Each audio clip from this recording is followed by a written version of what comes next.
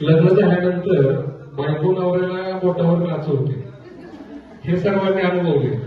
आम्ही आमच्या बेहवाना किती नाचतोय किती नाचतोय बघत होतो. बायकोने काय नाचवलं पण मुलांना नाचवलं, याचा आनंद झाला.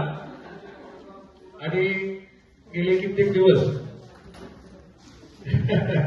आत्या फार विशेष रोल प्ले करते मुलांच्या जीवनामध्ये.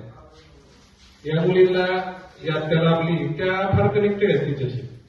कधी भेटते, कधी बोलते, इतक्या बिंदास तिच्या सोबत राहतात आणि लाजतात भरपूर. त्यांना म्हटलं आपल्याला असा आत्याचा कार्यक्रम आहे आणि आपल्याला डान्स करायचा आहे.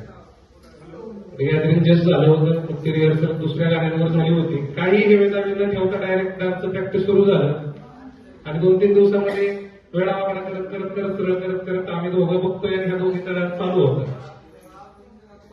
आमचे मेहुणे अक्षयराव आणि गौतमी यांच्या जीवनामध्ये या ठिकाणी एक मुलगा किंवा मुलगी सोनेरी पावलांनी त्यांच्या संसारामध्ये प्रवेश करणार आहे आणि त्यांच्या जीवनामध्ये जे काही एका कुटुंबामध्ये जे पूर्णत्व असतं ते पूर्णत्व घेऊन येण्यासाठी त्या ठिकाणी त्यांचं जीवन एक प्रकारे सतलोक करण्यासाठी तिचे पावलं त्या दोघांच्या जीवनामध्ये येणार आहे.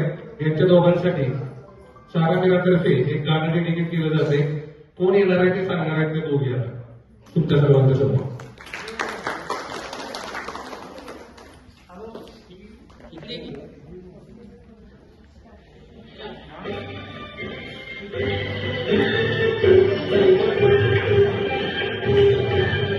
मला उठायचं असेल तर सांग बरं का,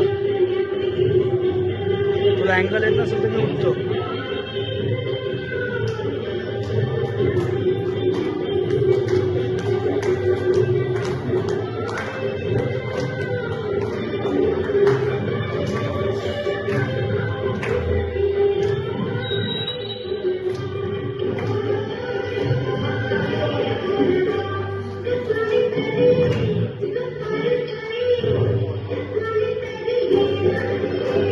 Smile.